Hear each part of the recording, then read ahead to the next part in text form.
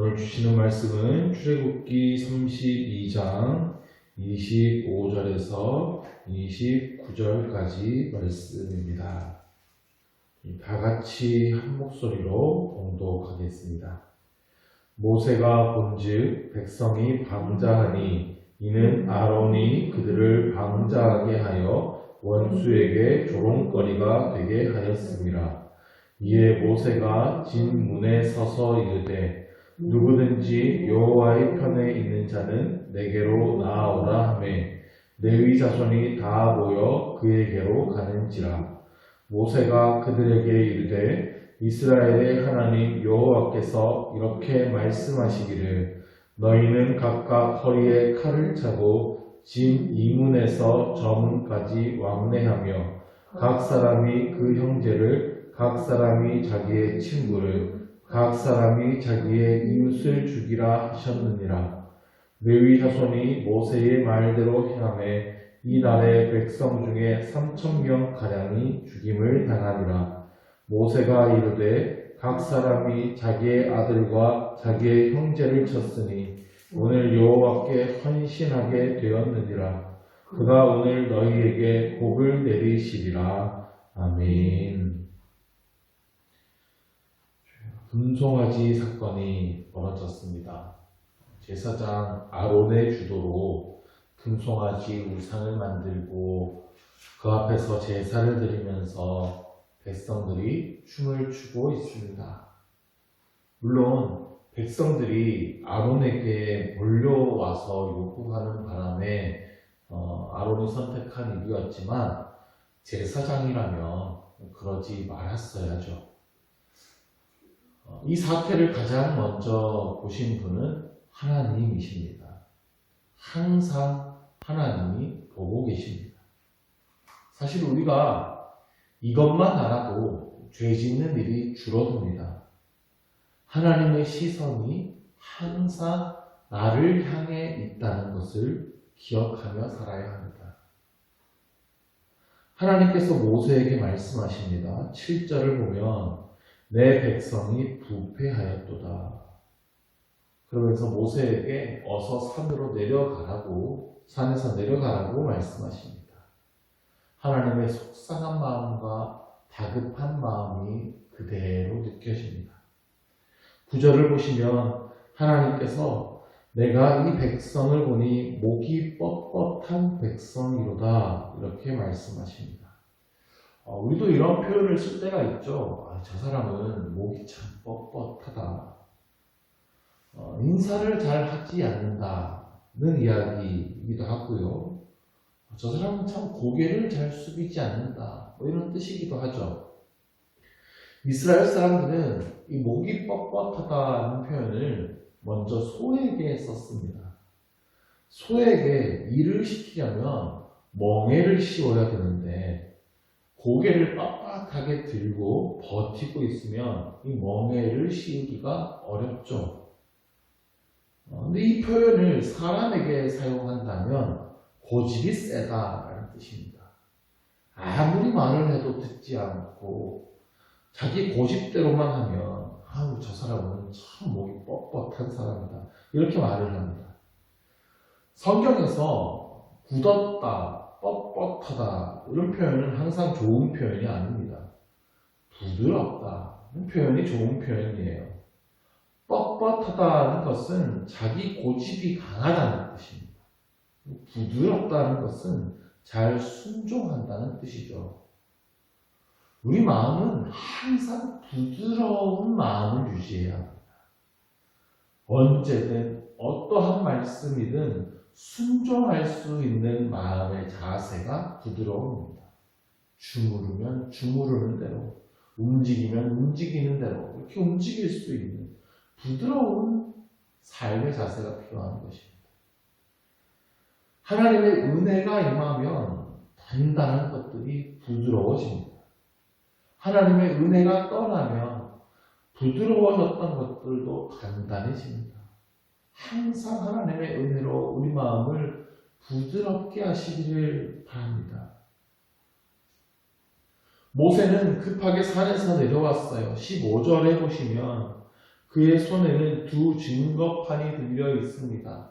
하나님께서 직접 써주신 돌판이죠. 그러니까 그게 얼마나 귀한 것입니까? 소중하게 두 손에 들고 내려옵니다. 산 아래에는 여호수아가 기다리고 있어요. 24장에 보면 모세가 산에 올라갈 때 여호수아가 함께 올라갔습니다. 그때 여호수아를 모세의 부하라고 소개합니다. 이때부터 사실 여호수아는 모세의 후계자로 훈련을 받고 있었던 겁니다. 여호수아는 밑에서 기다리고 있었고 모세가 산 위로 올라갔습니다. 모세가 내려오는데 여호수아가 말하기를 저 이스라엘의 진에서 지금 싸우는 소리가 들립니다 라고 말해요. 모세는 내가 듣기에는 이건 노래하는 소리 같다. 둘은 함께 내려가 봅니다. 산에서 내려와 보니까 그 이스라엘 진영에서 펼쳐진 광경이 정말 기가 막힙니다. 백성들이 금송아지를 만들어 놓고 춤을 추면서 노래하고 있어요. 여기서 노래한다는 표현은 아름다운 음악을 표현하는 것이 아닙니다. 무질서하고 제 멋대로 하는 노래를 뜻해요. 술 취한 사람들의 술주정 같은 노래입니다. 그러니까 백성들 가운데 지금 난리가 난 거예요. 모세가 극대노를 합니다. 그래서 두 돌판을 산 아래로 던져 깨트려 버리죠. 하나님께서 직접 써주신 돌판입니다. 아무리 화가 나도 그렇지 이 귀중하고 신성한 돌판을 깨트리면 어떡하죠? 근데 모세의 행동은 단순히 화가 나서 우발적으로 한 행동이 아닙니다. 이 돌판에는 하나님의 계명이 기록되어 있습니다. 계명은 다른 말로 하나님의 언약입니다. 하나님과 백성들이 맺은 언약입니다. 하나님께서 이스라엘 백성들을 구원하여 주셨으니 이제 이스라엘 백성들은 이렇게 살아가겠습니다 라고 하는 내용이 기록된 언약입니다. 그런데 지금 그 언약이 깨진 겁니다. 아마 이 돌판에는 십계명이 기록되어 있었을 겁니다. 그 십계명의 첫 번째 계명에는 나 외에는 다른 신을 내게 두지 말라. 두 번째 계명은 너를 위하여 새긴 우상을 만들지 말라. 지금 이스라엘 백성들이 이 두 계명을 다 어겼습니다. 모세가 돌판을 던져서 깨뜨린 것은 이스라엘 백성들이 그 하나님과의 언약을 깨뜨렸다는 것을 상징합니다. 또 한 가지 측면으로 모세의 행동을 해석해 볼 수 있는데요. 지금 하나님께 그 말씀이 적힌 돌판을 받아서 내려오고 있습니다. 근데 모세가 그 돌판에 쓰여진 첫 번째, 두 번째 계명을 백성들이 어기고 있는 모습을 봤어요. 그 상태에서 이 계명, 십계명 돌판이 백성들에게 주어지면 백성들은 이제 형벌을 받아야 됩니다. 하나님의 말씀을 어긴 죄의 대가를 치러야 됩니다. 그래서 모세가 그 돌판을 깨트려 버리는 거예요. 그 계명이 선언되지 않게 해버리는 거예요. 모세는 내려가서 금송아지를 부수어서 가루로 만들어 버립니다. 그리고 그것을 물에 뿌려요. 이스라엘 자손들에게 마시게 합니다. 금송아지 우상이 헛된 것임을 깨닫기 위한 것일 겁니다. 그리고 그 죄의 대가를 그들 자신이 받아야 함을 상징하는 행동일 겁니다. 모세가 26절의 백성들에게 명령합니다. 누구든지 여호와의 편에 있는 자는 내게로 나오라. 그러자 레위 자손이 모세에게 모여듭니다. 모세와 아론이 속한 지파죠. 그들만 여호와의 편에 섰어요. 모세는 그들에게 하나님의 말씀을 전합니다. 허리에 칼을 차고 이 문에서 저 문까지 왕래하면서, 그러니까 이스라엘 진영을 돌아다니면서 각 사람이 그 형제를, 자기의 친구를, 자기의 이웃을 죽이라 명령합니다. 끔찍한 일이죠.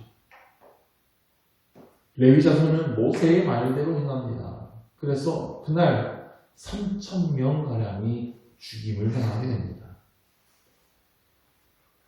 성경을 보면 죄의 대가로 이렇게 죽음을 당하는 경우가 종종 있습니다. 죄의 결과가 이렇게 무섭다는 것을 보여주는 장면입니다. 이 죄가 그만큼 심각한 죄라는 것을 보여주기 위한 벌입니다. 그 죄악이 심각하면 심각할수록 그 처벌도 엄중합니다. 그래서 다시는 그런 죄를 짓지 않도록 경고하는 것이죠. 이게 얼마나 참혹한 일입니까?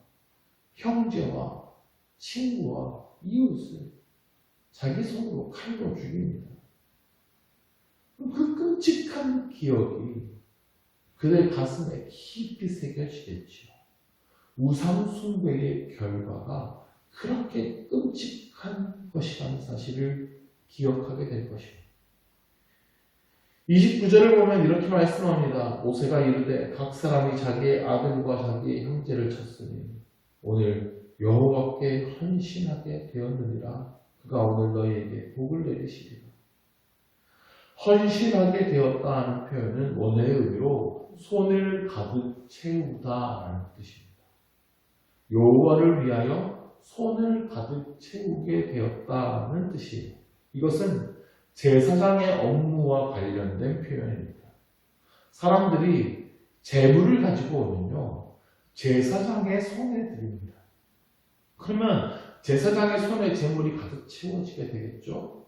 그리고 그것을 하나님께 드립니다. 그래서 헌신하게 되었다는 말은 제사장의 손에 들려 하나님께 제물로 바쳐졌다는 뜻입니다. 죄의 삭은 사망입니다. 우상 숭배라는 죄의 대가로 사람들이 죽게 되었습니다. 하나님의 편에는 레위 사람들이 섰어요.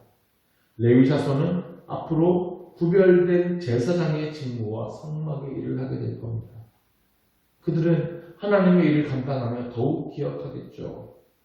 만약 우리가 드리는 이 제사가 잘못된다면, 예배가 잘못된다면, 우리가 하나님을 떠나 우상을 섬기게 된다면 죽음의 값을 치르게 된다는 것을 기억할 것입니다. 현대사회로 돌아오면서 기독교의 진리가 너무 말랑말랑해졌습니다. 사람들은 교회에 와서 마음의 위안을 얻고 평안 얻기를 원합니다. 그래서 설교도 그런 설교만 듣기를 원합니다. 그래서 죄에 대한 설교는 싫어합니다. 내 삶의 잘못을 지적하고 회개하라는 설교에는 기분 나빠합니다. 하나님의 말씀에 대한 권위가 사라졌습니다. 이 말씀을, 성경 말씀을 듣고 순종해야 될 말씀이 아니라 내가 들어보고 좋으면 참고하는 말씀이 되어버렸습니다. 그러나 하나님의 말씀은 언제나 변함없는 절대적인 진리입니다. 듣기 싫어도 하나님의 말씀이 진리입니다. 그래서 순종해야 됩니다. 우리가 들어보고 판단할 수 있는 말씀이 아닙니다. 진리는 순종해야만 하는 말씀입니다. 하나님만이 참 신이십니다. 그러므로 우리는 하나님만 섬겨야 합니다. 하나님은 내 마음대로 섬겨서는 안 됩니다. 하나님의 말씀대로 섬겨야 합니다. 하나님의 말씀에 그대로 순종하는 것이 하나님을 섬기는 것입니다. 하나님은요, 내가 기도만 하면, 내가 요청만 하면 다 들어주셔야 되는 조수가 아니에요. 나를 옆에서 도와주시는 나의 비서가 아닙니다. 나의 주인이십니다. 온 땅의 주인이십니다. 그리고 하나님이 우리의 왕이십니다. 우리는 종입니다. 그리고 하나님은 온 세상의 심판주가 되십니다. 우리의 믿음에 따라서, 우리의 행함에 따라서 우리 모두는 심판을 받게 될 것입니다. 하나님의 편에 선 자들은 구원을 받게 될 것이고, 그렇지 않으면 영원한 심판을 받게 됩니다. 우리는 이 진리를 겸손히 인정해야 합니다. 그리고 하나님의 말씀 앞에 엎드려야 합니다. 오직 하나님만을 섬기시기를 바랍니다. 하나님의 편에 서십시오. 그리고 하나님의 말씀을 진리의 말씀으로 내 삶의 유일한 지표로 삼으시기를 바랍니다.